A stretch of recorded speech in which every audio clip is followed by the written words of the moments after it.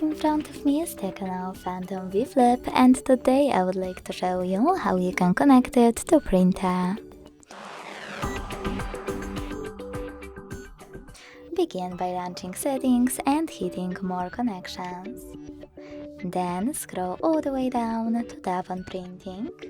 Select the footprint service or add any service you want.